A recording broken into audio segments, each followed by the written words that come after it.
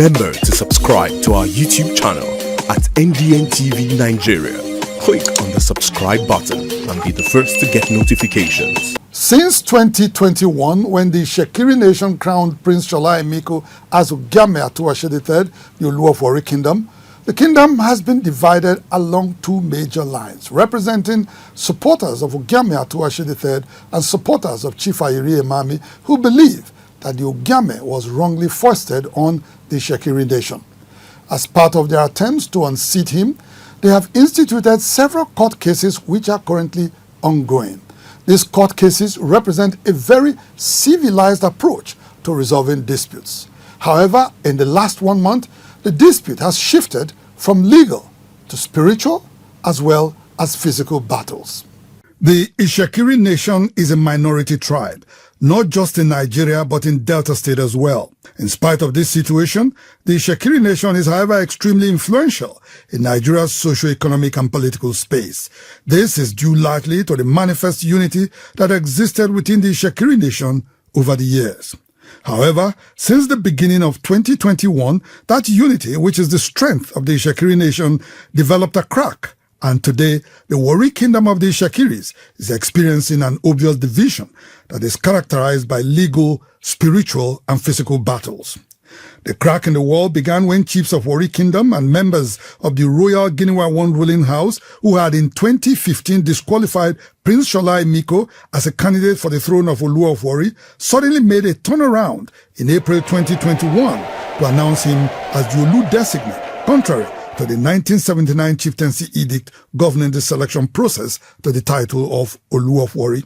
This action was against the position of Chief Ayiri Emami, the Olobosere of Warri, whose job it was to midwife the entire selection process of the Olu of Warri.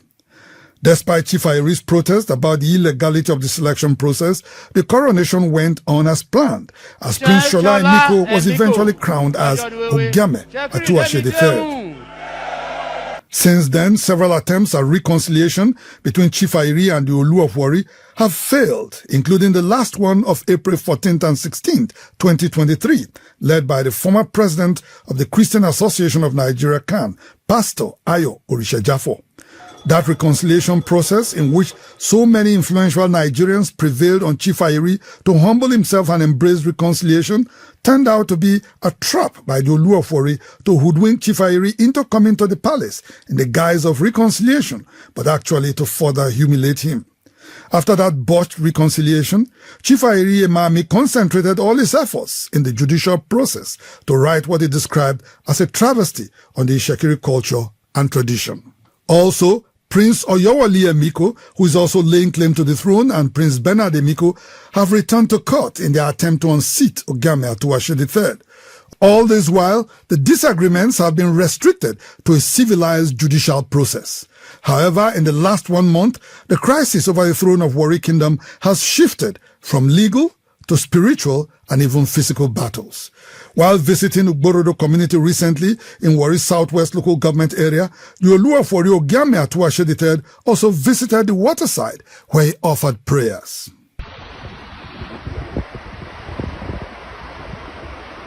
His communication was, however, not audible. Chief Ayiri Emami, who is publicly known to frequently consult with the water goddess Umaloku, was also recently at the waterside in Ugborodo, where he asked the goddess Umaloku to protect the Shekiri nation and help the Shekiris to install the right Olu, as Shekiri kingdom today does not have a rightful king.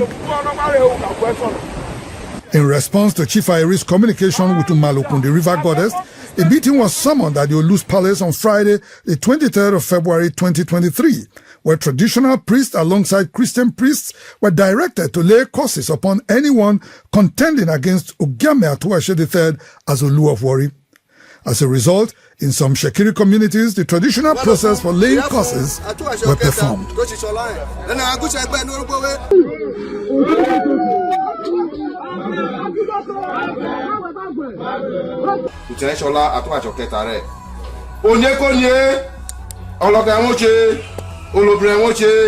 Apart from this spiritual warfare, Saturday the 2nd of March 2023 would have witnessed an outright physical confrontation between the supporters of the Olu on the one hand and supporters of Chief Ayiri on the other.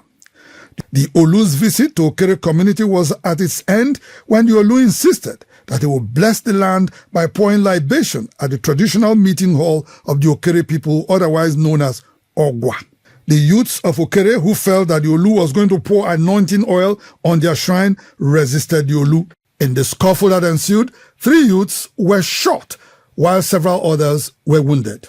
Mr. Makole Uku and Mr. Christopher were among those shot and are currently receiving medical treatment in Warri. We were there doing our own things and everything. Before we look, now some group of boys from corner with different things, arms, bottles, stones, and everything. Start to stone us, say we should leave the Ogwa. We are not with the king. As I turn back, now go for my leg. I just reached the town. And as I reach the town, they say that they come back. They complain. They say that they come back. That they come for you. That they come for you. And they come for Odikuru. And they jam me. Now they say, may they get me down. Now they shoot me. For his part, Mr. Amechi Ogbishe Ogbona, an indigenous of Okere community who was present during the monarch's visit to Okere, says those shot were trying to prevent the Olu from going to offer prayers at the traditional town hall. Before the Olu arrival, we have gotten some rebels who have been planning evil against the community. These miscreants locked the town hall. And the Olu said, I must go to the town hall because that is the culture of the Olu. He moved to the town hall, which they have gone to lock. And the soldiers went to them and told them, please leave this environment. Leave this environment. They refused. Those who are supporting Nigeria, they are the ones that came there to foment trouble. The Olu, with the help of armed security men, however, successfully poured libation on the land of Okere community. When contacted, the police public relations officer for Delta State, Bright Edafe, said the Nigeria police is not aware of any shooting incident during the visit of the Olu to Okere community. He, however, confirmed that men of the Nigeria police provided security during the visit. Although the AKUGHA of Warri Kingdom, Chief Robinson Ario, had confirmed to Vanguard newspaper that men of the Nigerian army shot at one of the boys in Okere community, the commanding officer of 63 Brigade in Asaba Delta State, Brigadier General Ugochukwu Nachukwu, confirms that soldiers were not involved in the Okere community disturbance but came to restore peace to avoid a total breakdown of law and order after some youths tried to stone the Olu of Warri.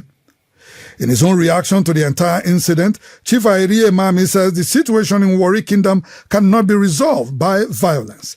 He called on everyone on both sides of the divide to eschew violence and embrace peace, as the courts and the ancestors of the Shekiri nation will surely resolve the matter peacefully. Chief Airi also called on those intimidating and threatening people to desist from such an act. Whatever that is happening is, to me, is foundation not well prepared. The house that was built on the wrong foundation, that's why we're having all these crises that we are seeing. But I pray that one day the judiciary will correct any wrong, because Chekiris are law abiding. Editor of Fresh Angle newspaper, Mr. Ebule Anthony Mesheshe, says he's receiving daily threats over his reportage of the traditional crisis in Warri Kingdom. As I speak to you now, my safety is in the hands of God. Naturally, in fact, I make every move watching my back because the threats are unending. Also, Mr. Orisha Timei was publicly molested and forced to swear allegiance to the Olu of Warri. Now that I'm no longer I'm no longer with because I'm not even with you before. Who be your king? Go you are from us. Who be your king? Go you are from us. As supporters of both the Olu of Warri and Chief Airi continue to clash, both leaders have become daily guests to the Nigeria police.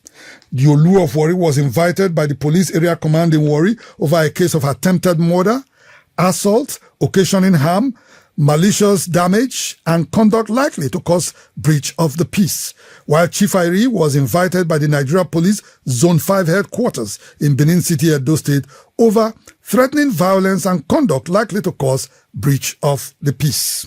Popular television evangelist in Warri and Ishekiri indigene, Reverend Stephen Degenerate, says the way forward for the Ishekiri kingdom was forgiveness, peace, and unity. What the Ishekiri nation actually needed today is unity, peace.